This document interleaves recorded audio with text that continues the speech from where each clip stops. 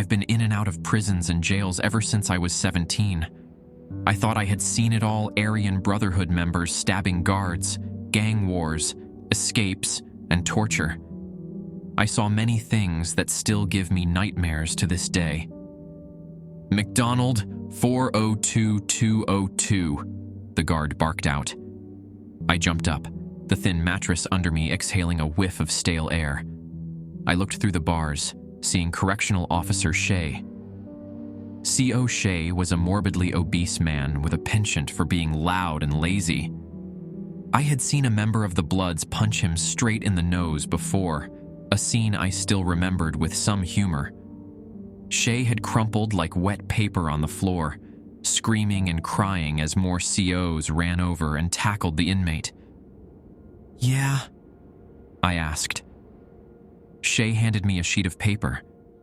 He regarded me with his gray, colorless eyes. "Congratulations, you're being transferred. Pack your shit. This is your last day at Springfield Correctional Center." You might think I would be happy to get a transfer. SCC was, after all, a shithole. The food was terrible and always cold. The place always smelled like bleach and chemicals, and at night it got so cold with only my flimsy sheet that I regularly woke up shivering. The building was nearly a century old, and the fact that it still functioned at all was a miracle in itself. But to be honest, I was not thrilled about the transfer. I had made friends here and knew the lay of the land. I didn't have to worry about getting jumped or stabbed to death in the showers. As the old adage goes, it's better the devil you know than the one you don't. I was led out of my cell the next evening with all the worldly possessions I owned, which fit neatly into a clear trash bag with room to spare. I owned some prison clothes, toothpaste, a toothbrush, deodorant, a Bible, a pair of sandals, and a radio. I felt the unbearable lightness of my existence reflected in that bag as it smacked rhythmically against my leg. "Good luck, friend Josh." A rather insane acquaintance of mine named Alvin called out from his cell as I passed down the bleak, concrete hallway. "Take care, man. I hope we meet again on the outside," I said, waving, knowing I would almost certainly never see any of these people again. Hell, I hadn't even seen my family in over 5 years. None of them came to visit me anymore. No one wrote me letters, put money in my commissary account, or sent me books to read. Well, we're all born alone, and we all die alone, I thought to myself as C.O. Shea walked by my side. He was breathing heavily, as if he had just finished running a marathon.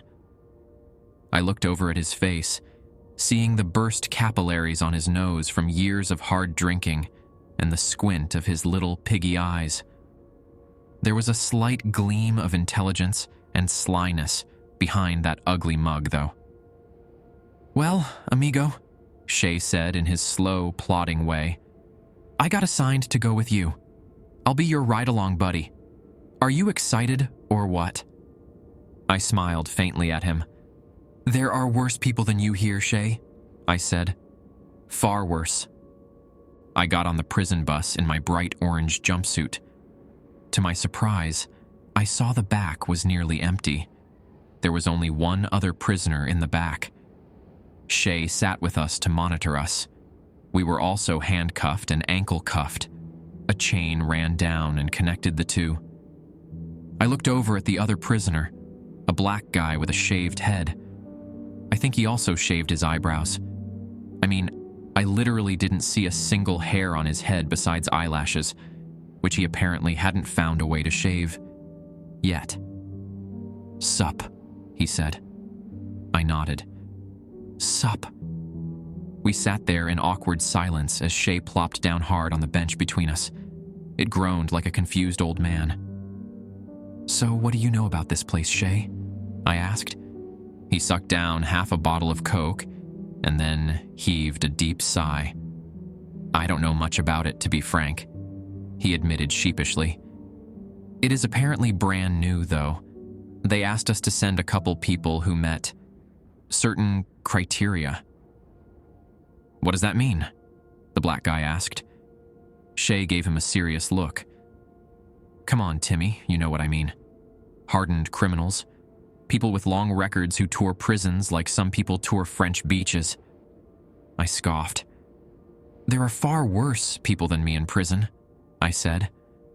Well, they asked for no murderers or gangbangers too. I don't know why, but maybe it is some new government program. They apparently call it an experimental prison.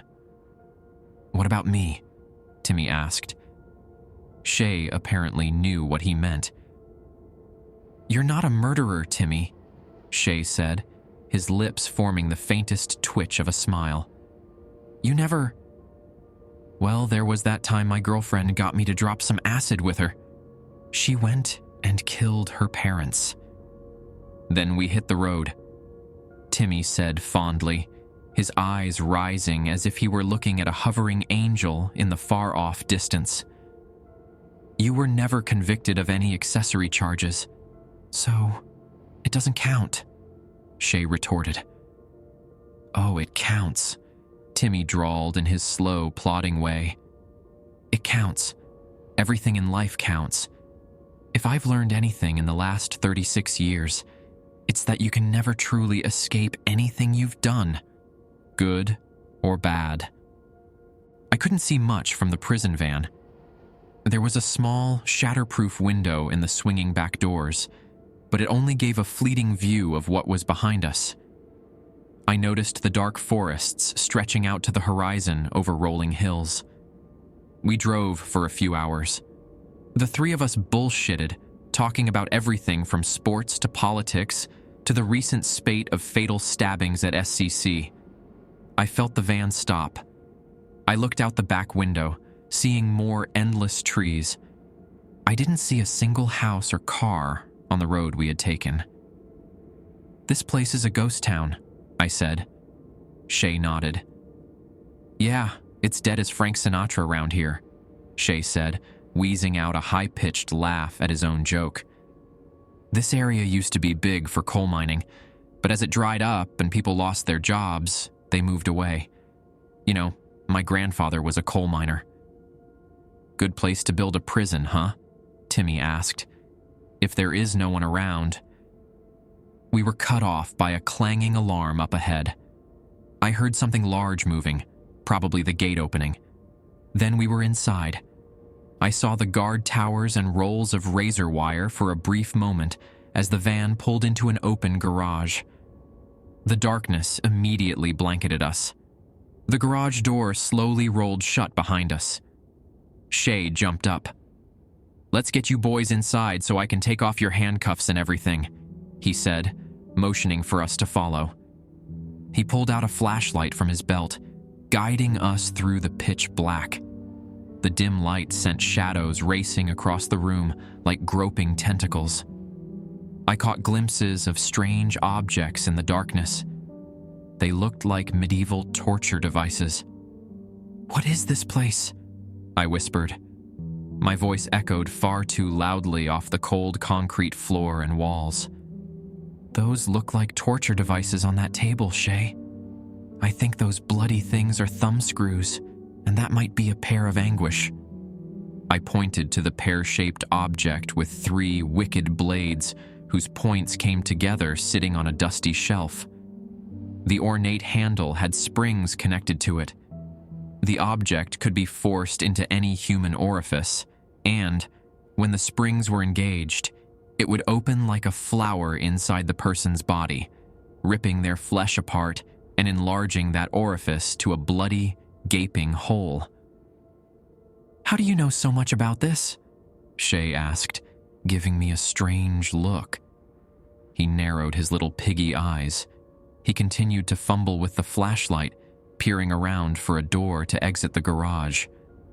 I looked back at the car and saw the driver just sitting there, his entire body as lifeless and still as a mannequin. I've read a few books, I said as Timmy interrupted us. I see a little red light glowing under that door, Timmy said. Shay focused his flashlight on the spot. Across the room, I noticed what Timmy was pointing at. It was an ancient-looking black door. The wood had started to crack and splinter down the middle.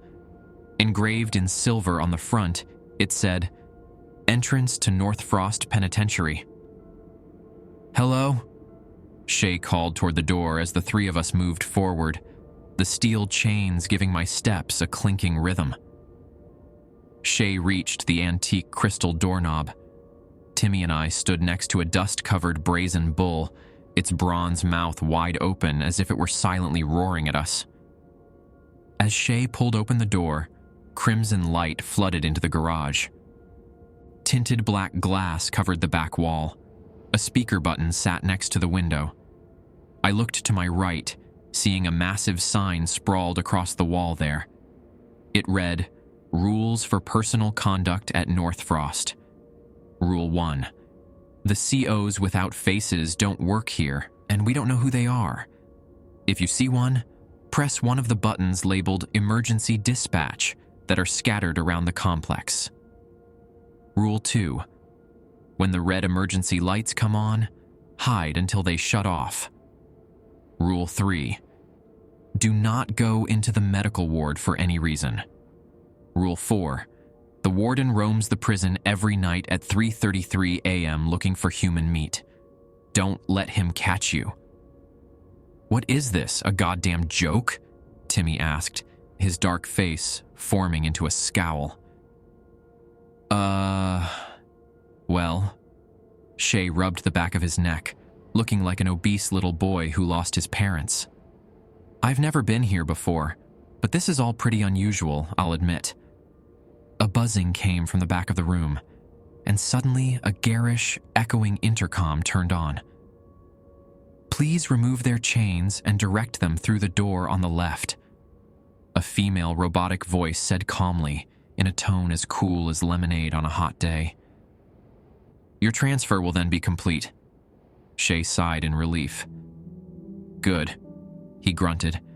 "This place gives me the creeps." "Bro, you can't leave us here," Timmy protested. "What the fuck is this place? Where is everyone?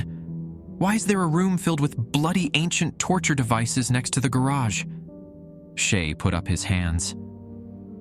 "I'm sorry, son, but I have orders. I'm just a messenger here. I was told to transfer you here, and that's what I've done." He fumbled around his belt for his keyring. He came over and unlocked the handcuffs and ankle cuffs from both of us. I stretched, rubbing my wrists. I was glad to be out of those suffocating restraints. "Thanks for everything, then," I said, picking up my extremely light garbage bag of possessions and heading for the door on the left. Timmy reluctantly followed behind. A sign on this door read, "To general population." But when we got to the other side and it slammed shut behind us, I found a hallway filled with more red emergency lights streaming down. An involuntary shiver ran down through my body. I remembered those absurd rules someone had put up. What had it said about red lights? My mind raced for a few moments, then the answer popped up. It said to hide. A man shrieked up ahead, his voice riddled with agony and terror. The hallway split to the right and left, and I couldn't see anyone. Timmy and I stopped. "Dude, screw this," Timmy said, turning and running back toward the door we had come through. He tried pulling it open, but it was firmly locked. The scream came again, louder and closer, but this time it was cut off suddenly. I heard someone gurgling like a man with a slit throat trying to breathe. And then everything went deathly silent again. The gray, concrete floor of the hallway had arrows pointing forward on it. There were no doors here. There was nowhere to hide that I could see. Timmy and I reluctantly went forward. As we got to the intersection, we saw the dead body of a man in a brown khaki uniform. His sightless eyes remained open. They stared up at the ceiling, glassy and still filled with horror. Deep gouge marks bit deeply into the flesh on his back and arms and chest. His throat had been cut, or bit open as well. A spreading puddle of blood encircled his body. I saw a dark blur at the end of the hallway on the right. It looked like little more than a shadow. I whispered to Timmy, pointing. We decided to go left immediately. My heart was pounding at this point. I felt like a soldier walking through the no man's land of a war zone. I expected the attack to come at any moment. The hallway to the left had some doors. I sprinted forward as quietly as I could with Timmy close by my side. I read the first door. To medical ward. Ugh, no, I whispered, going to the second one. I heard light footsteps behind me. Turning, I saw a creature from a nightmare sneaking up on us in the bloody glow of the emergency lights. Its skin was black and shiny, like that of a centipede's. In its general form, it reminded me of a hairless werewolf. It towered over us, its eyes like bone-white cataracts, its claws as long and sharp as a dagger.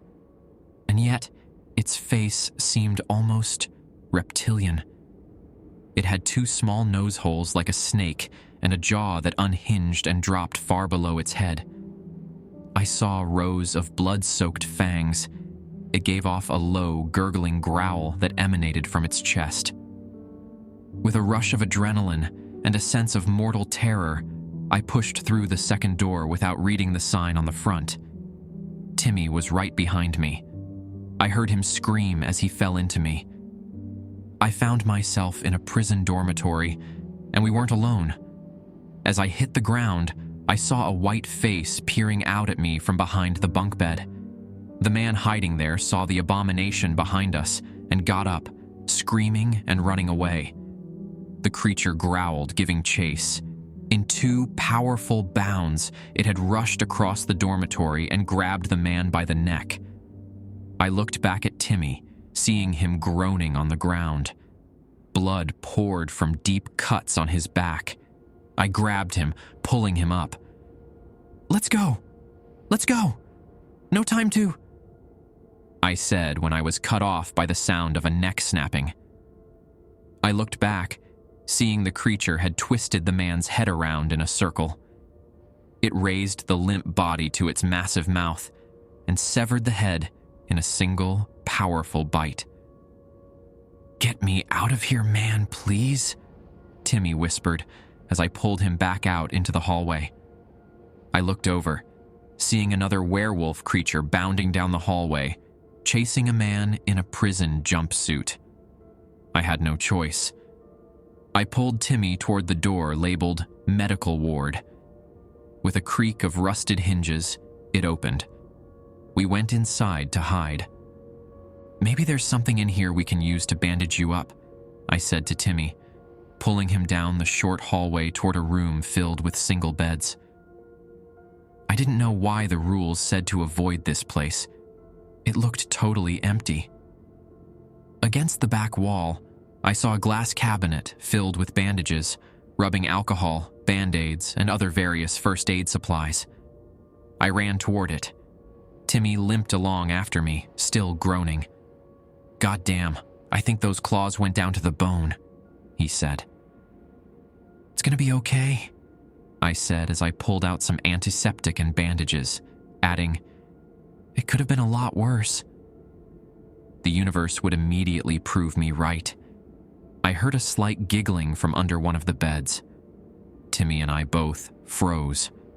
Two rotted hands reached out, dragging the mutilated body of a little girl behind them. She had patches of garish, black stitches running across her face, hands, and arms. Dark, clotted blood dripped from the sides. She wore a gore-smeared hospital gown and had no eyes. I looked into the empty sockets. They stared back at me like two black holes spinning in the void. As she rose, her giggles became full-blown laughter, a hysterical gurgling like the laugh of a dying person. Then she ran at me.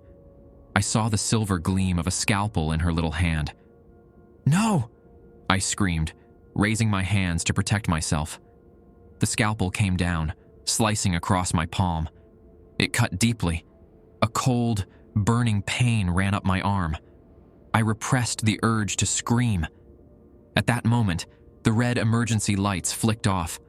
Bright, fluorescent lights popped on, flickering and strobing in rapid succession. Timmy ran forward, tackling the undead girl. But I saw more small hands reaching out from under the beds, hands filled with sores and squirming larvae. I could see the bones of their hands through necrotic patches eaten into their flesh. I ran for Timmy, grabbing him and hauling him up. "Time to go! Now!" I screamed, pulling him forward as more undead boys and girls rose up, all with sharp knives and surgical instruments grasped in their little hands. I felt a sudden pain in my leg. Looking down, I saw a knife sticking out of my thigh. The empty eye sockets of a little boy's face stared up at me, grinning like a skull. I collapsed on the ground as we were surrounded. I prayed to God then, knowing we would die. I prayed that He would forgive me for all my mistakes, because I was on a fast track to the afterlife and would be seeing Him in a few seconds. With a sharp cry of pain, I yanked the knife out of my leg, turning it on my attacker. Then, a gunshot rang out. The head of the nearest girl exploded in a shower of bone fragments and dead maggots. I looked up, seeing Shay standing at the door, his pistol raised. "Come on!" he screamed. "Come on, you idiots! Let's go! Now!" Timmy and I didn't need any more encouragement. As Shay continued to blow apart the nearest of the undead abominations, we limped and scrambled towards him. My leg gave a shriek of pain with every step. We got out of the medical ward, battered and bruised but still alive. "Why'd you come back, Shay?" I asked through pained breaths. Shay gave me a frantic look. "When I got back out to the car, the driver was dead. His throat was ripped out or something, I don't know. I grabbed his keys and came back for you two. I don't know where we are, but I'm getting you out of here," he explained. I looked at him in amazement. I had never thought in a million years Shay would risk his life to save some scumbag inmates. "So what's the plan?" Timmy asked, sweating heavily, his eyes wild and pained. "How are we getting out of here without dying?" Shay shrugged. "The door locked behind us when we came in," I said. "Unless we can break it down and get back to the car." We passed by buttons labeled Emergency Dispatch under glowing red emergency signs. I wondered if we could get help somehow through them. "Halt!" someone cried from behind us. I looked back, seeing a man in a black correctional officer's uniform. He ran toward us, his hand on the radio hanging from his belt.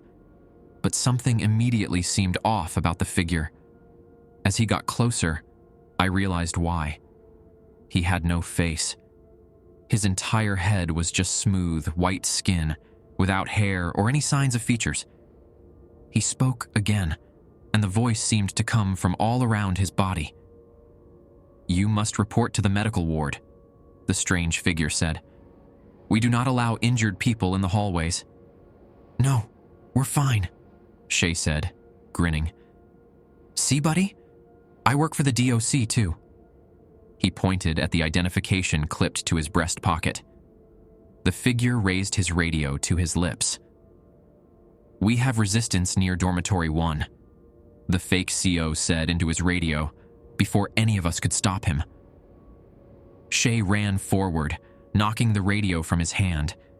The CO instantly straightened up and whipped out his pistol, pointing it at Shay's torso. He fired, and I saw Shay's chest explode in a blossoming flower of blood. "No, damn it," Timmy said, running forward. I saw a silver gleam in his hand, and I realized he had taken one of the scalpels from the undead Shay had killed in the medical ward. As the fake CO spun to point the pistol at Timmy, Timmy ran into him, stabbing the scalpel deeply into the CO's neck. They fell together with Timmy on top of the fake CO. His body weight drove the scalpel deeper into the white, featureless skin. Blood, the color of soot, spurted from the wound. The gun went off, the bullet missing Timmy entirely and smashing into the ceiling. The CO's gurgling death gasps seemed to come from all around his body. I grabbed Timmy. "Get the guns," I said. "They're both dead. We need the guns." He nodded, grabbing the CO's gun and taking an extra magazine from his belt. I did the same with Shay's gun and magazine.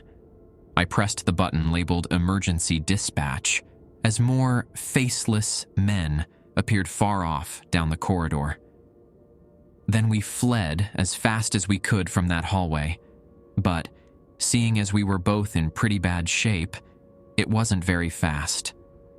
At that point, I was just glad to be alive, though. We wandered around the prison, avoiding the faceless COs whenever we saw them patrolling the hallways. They would radio to each other, their voices always surrounding their bodies rather than coming from their heads, which I found extremely eerie and unsettling. A couple times I saw men in black SWAT suits with automatic rifles gunning down the fake COs. I wondered if this was the emergency dispatch. Timmy and I avoided them as well, and we gave a wide berth anytime we heard gunfire. We passed cells with mummified corpses hanging from the ceiling. We passed dormitories where the victims of the strange, werewolf-like creatures littered the floors, rotting and stinking like roadkill. Occasionally, I would catch a glimpse of another survivor, a pale face peeking out from some hiding spot. But Timmy and I kept pushing forward, looking for a way out. We were in a sprawling gymnasium, sitting down and resting for a few minutes, when we encountered the warden. We heard a demonic roar from the hallway, a mixing of many strange, inhuman tongues. As Timmy and I sat up quickly, a decapitated body flew into the gym, and a creature from hell followed after it. The body smacked into the concrete wall with a soft, fleshy whack. The warden stood 10 feet tall. He had on a black correctional officer's uniform and a leather visor cap. His face looked like it had no flesh. A thick layer of bone covered it with 2 reptilian eyes peering out from behind slitted pupils. He hissed, a forked tongue shooting out of his gaping maw. His fingers looked like sharp daggers of bone. A smell like old leather and blood rose from his body. "Shoot it!" I screamed, raising the pistol and firing at its head. The first shot blew off its visor cap, revealing the hairless reptilian skull underneath. But the bullet only gouged the top of its skull. It ran at us with powerful, bounding steps, covering the distance in moments.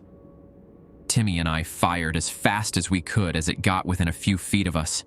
It bounded into Timmy like a freight train hitting a car. Timmy's body went flying and smashed against the back wall with the sound of bones shattering. I slammed another magazine in the pistol as the warden turned to me. We had hit it, I saw. One of its eyes had exploded in a shower of gore and vitreous fluid, and its head was bleeding badly. I raised the gun, aiming for the same eye and firing. The warden smacked his hand against his face as if he had forgotten something, falling to the floor. I ran forward, putting the pistol point blank against his ruined eye before emptying the clip. By the end, he wasn't moving anymore. "Oh God," I said, walking over to Timmy. I saw his shattered legs, his broken spine, and his snapped ribs. He coughed up blood. "I'm sorry, Timmy. I really am." His head might have nodded slightly as he died, giving a final death gasp before falling still. I found a ring of keys on the warden's body.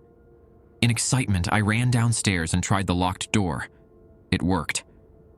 I went to the van, pulling out the dead driver and starting it. After smashing through the garage door, I drove it through the gate. It did catastrophic damage to the prison van, but it got me far enough away before the engine gave out. I don't know what kind of prison that was, but I hope I never see that hellscape again.